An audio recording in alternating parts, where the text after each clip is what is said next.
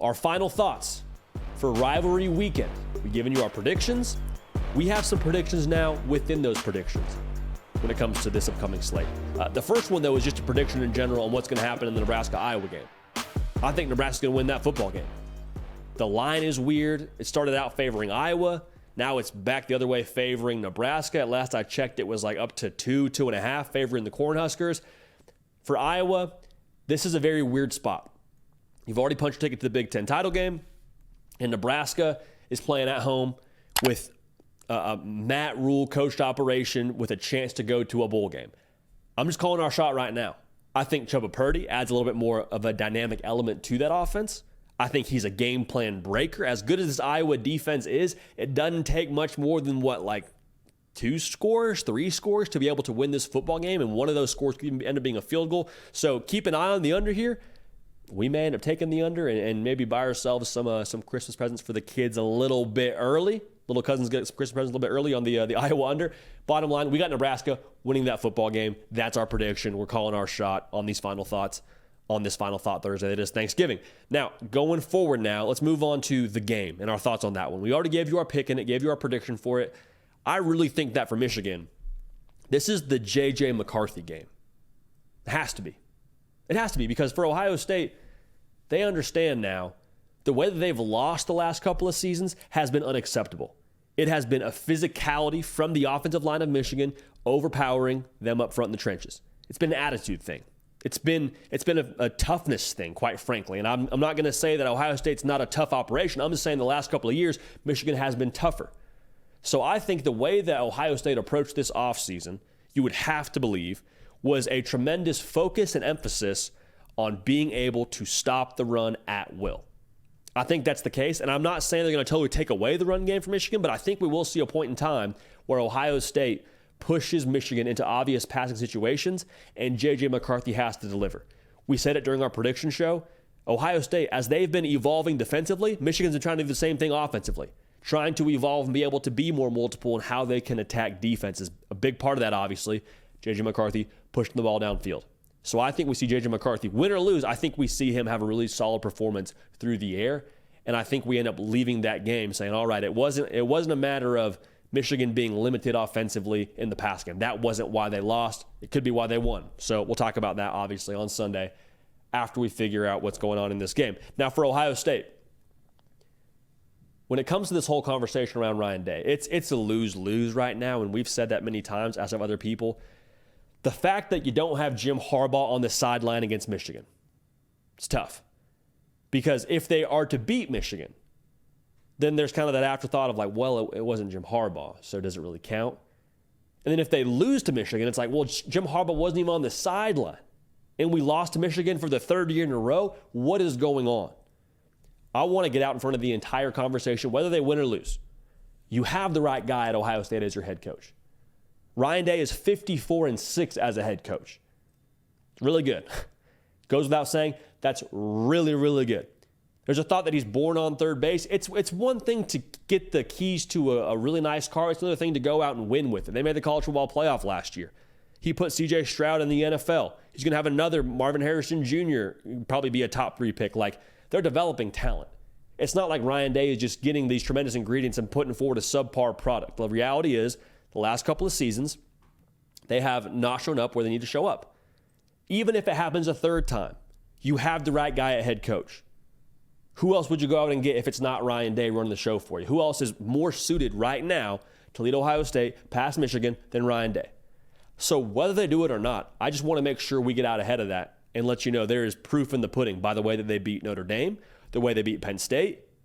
If they haven't arrived yet on the physicality front to beat Michigan, they're not far off.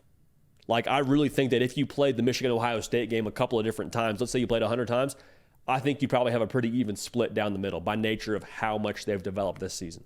Now, we'll see what happens. We'll see what happens on Saturday if we still feel that way. But that's how we feel going into it. Ryan Day is not just resting on his laurels and saying, oh, whatever. We weren't tough enough, whatever.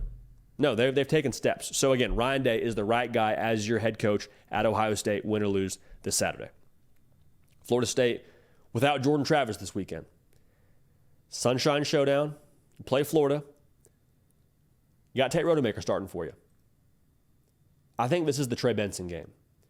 And not just because you don't have Jordan Travis. I think it's the Trey Benson game, even if you had Jordan Travis, because of what Florida doesn't do stopping the run.